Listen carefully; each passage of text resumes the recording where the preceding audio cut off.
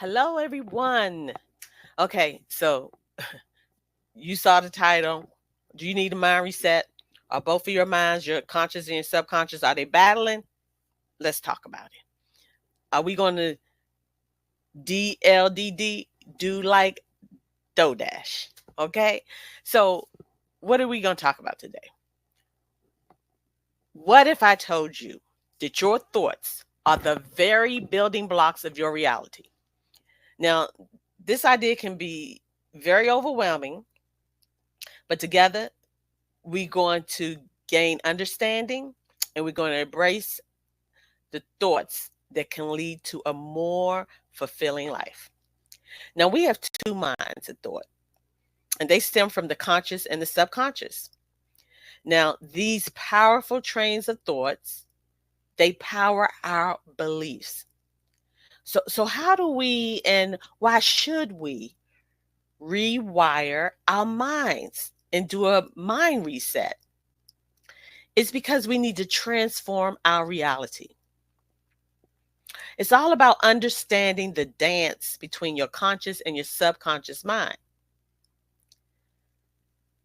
Think of your mind like an iceberg. Okay, so you know how an iceberg looks. It's pointy at the top and this above you see the pointy part above the water. Okay, so that's your conscious mind. That's what you're currently aware of, what you're actively thinking about in the present moment, what you're visibly seeing that isn't what you really want to see. It that makes up the tip of the iceberg. It's where your logical decisions happen. Like you're deciding to hit the gym or battling back and forth what you should eat, whether it's healthy or unhealthy. Okay. Now, the subconscious mind is the part that's underwater. That's the larger part that you really don't see. And a lot of times, ships or whatever, when they hit an iceberg, a lot of times it's the part that's underneath. Okay, because that's much larger and more powerful. So now this is where it stores your beliefs. Your subconscious mind stores your beliefs, your memories, your emotions, your habits, and a lot of times we're not aware of all that subconscious mind is holding on to. It holds on to patterns that were shaped by our past experiences. And here's the kicker. Those things bubble up all the time, influencing our daily decisions without us even realizing it. Now, this subconscious mind and its beliefs can significantly impact our present day and our present situation. For example, if you start trying to meditate or you're just trying to get in a quiet place and you then find your mind just wandering with these thoughts that make you feel anxious or fearful, you know, you have to recognize that this is part of your subconscious mind and it is crucial to recognize this. Because, every time we attempt to meditate or still ourselves, even after we may have even declared like positive affirmations, we all up in the mirror saying all these great things, how good we are, what we're going to do, and all these great affirmations. And then you'll notice that these thoughts start bombarding your mind saying, I'm not good enough, or I can't do that, or, I'm not equipped. I don't have the confidence, all these things start popping up in your head. Now, these are the things that I refer to as red flag words. Okay. They actually reveal like the fear-based belief that needs your attention because these things are stuck in your subconscious mind. Now, let's talk about how we can deal with these negative thoughts and the practice of releasing them. When these thoughts arise, sometimes we just try to push them away or we start criticizing ourselves like, oh, I hope I can do this. We let the doubt and all this, come in. We have to start reframing and reshaping and restating the words, you know. Instead, we recognize the thoughts, but then we smile and laugh it off because, laughter is powerful. It's a powerful tool. It helps to lighten up the mood, but then it also can negate and diminish the fear associated with what's going on, you know? So the next time all these crazy thoughts start bombarding your conscious mind, respond with that laughter and say to yourself, that's silly. I'm not doing that. And that's an active way to communicate with your subconscious, asserting that, hello, these thoughts are no longer valid and they will not affect my present or my future reality. So just skit cadaddle. So knowing that, our subconscious mind is running on autopilot, we got to renew it and reprogram it. Just like we have to renew our minds daily, we have to renew both minds. You know, research from neuroscientists and also from behavioral psychologists, it shows that it takes about 21 to 66 days to form new habits and new ways of thinking. Okay.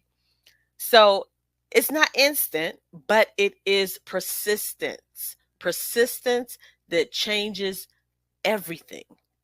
Persistence, consistency, that helps create the new mindset and any other habits you're trying to form. Okay. So, like for the first 3 weeks, your brain is going to resist the change. It's inevitable. It's like trying to paddle upstream. That's difficult. But if you stick with it, your thoughts become automatic. The good thoughts become automatic. Just like that subconscious is on autopilot. Now the autopilot subconscious mind is spitting out new and positive thoughts, replacing those old limiting ones, you know? And the key is just being aware and catching those limiting thoughts the moment they bubble up, and then laugh at them, you know? And don't use words like I need, I hope, I can't, or how. When you catch them thoughts, don't even beat yourself up for hearing them in your head. Again, use that powerful tool of laughter, and it'll start an emotional reset. It's like an emotional reset button. So again, let's go back to understanding these two minds. And now remember, we all know that if we are double-minded, whatever we ask, we will not receive. So the two minds, they have to unify. They must come into agreement and become one. So there's no division. Okay? So let's talk about the power of belief and how it relates to the creation, and how this conscious and subconscious mind, helps with creating. Our beliefs shape our reality. And if you're constantly thinking negative thoughts and letting the subconscious mind not be reprogrammed, you'll create these negative experiences. But on the flip side, now if you start thinking joyful and loving thoughts, and then you create the joyful and loving experience. Now, there is a powerful way to embrace positive thoughts with I am statements. Okay. And then we're going back to the affirmations. And like I said, sometimes you can start doing those affirmations, but you got to be consistent, because like I said, when we could be doing affirmations and then all of a sudden you get bombarded with the whole opposite, the negative part of the affirmations, going against what you are I aming, your I am statements.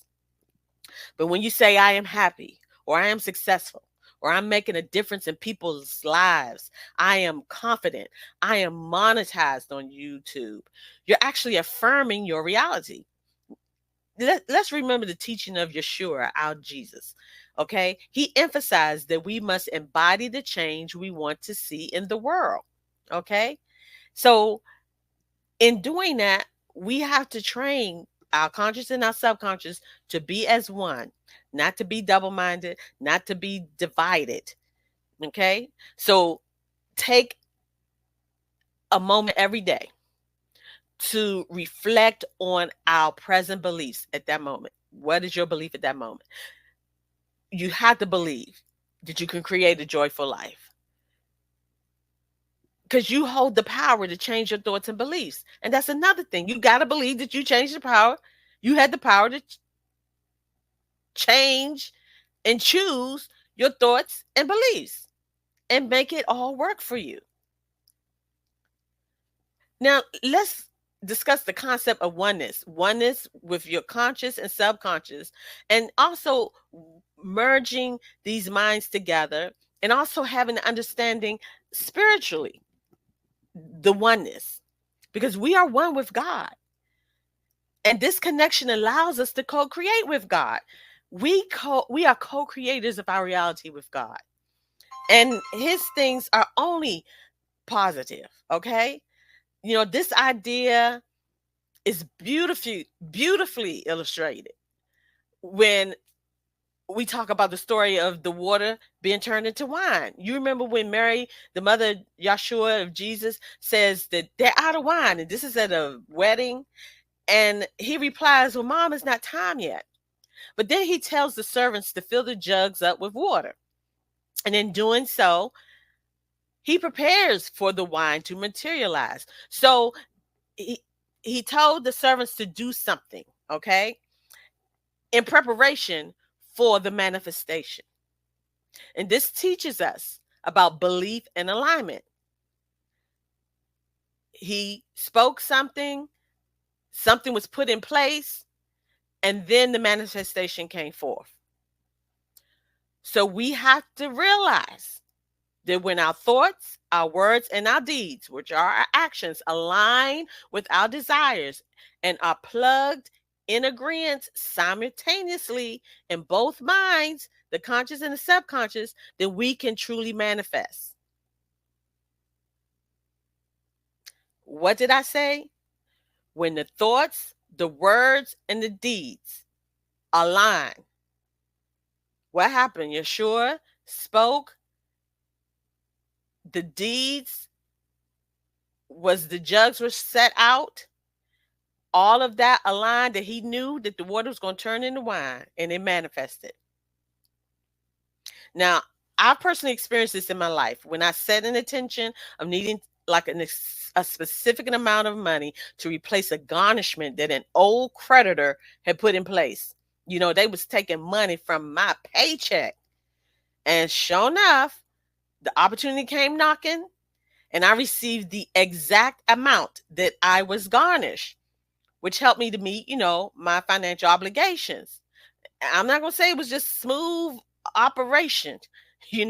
I had doubts. I was losing it, because initially when it all came out and they was like, oh, we got to garnish your check, and this is what the amount is. I tried to contact the people and work with them. He was like, no, we ain't working with you.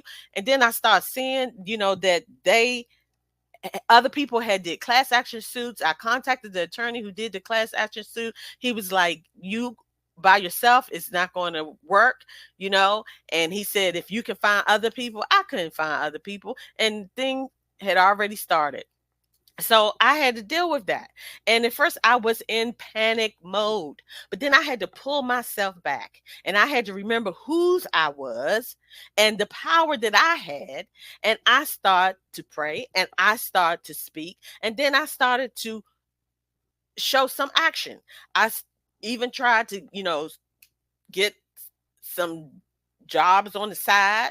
But when I went forward with some type of action, then the opportunity presented that gave me exactly what I needed. Exactly what I needed. So you can best believe that daily affirmations and declarations can help, whether we write them down, whether we are declaring, I am worthy, I am abundant, I am becoming healthier each day. As for me, I am losing weight each day. At first, of course, your subconscious mind going to resist. And this is called cognitive dissonance, where your mind struggles to believe something different from your past experiences or even your present reality, because we know faith Belief is the substance of things hoped for, the evidence of things not seen or manifested right at the moment of belief. But surely it will manifest if we are steadfast in our belief, in declaring and decreeing. So don't be discouraged. And it's okay if a little doubt pops up and comes your way. This is when you cast down any and all vain imaginations that are against what you know God has told you shall be and what you are believing for.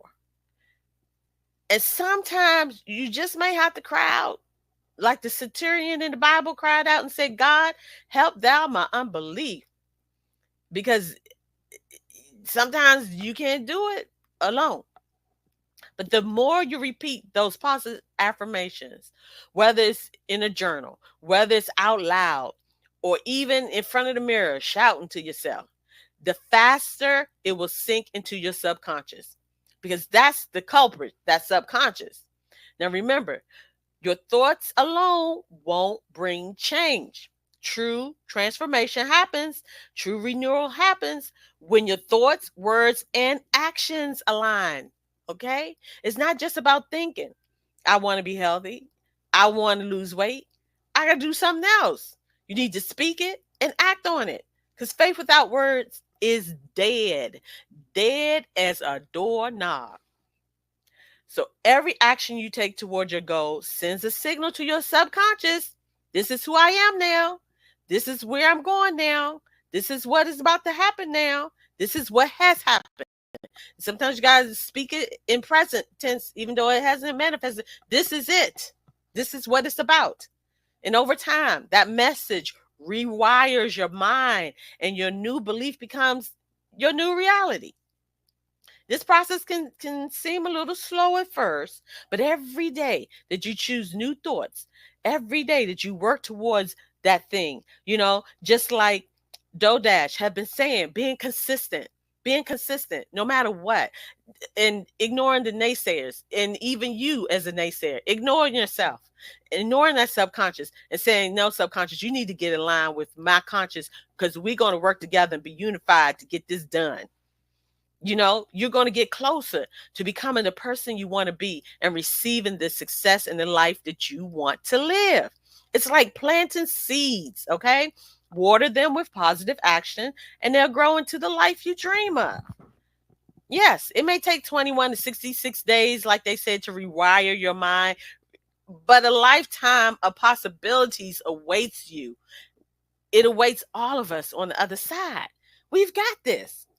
Remember, our thoughts are powerful, and we have everything we need to create the life that we desire. We got to acknowledge the importance of oneness in creating our reality. There's no more double minds, no more double-mindedness. Let the mind of Christ be in us, in both of our minds, the conscious and the subconscious. Let both of those minds be unified so that both will know that all things are possible for those who believe. So until next time, keep believing, keep creating, and keep growing. Have a wonderful and blessed day, and let your light shine. Let your light shine.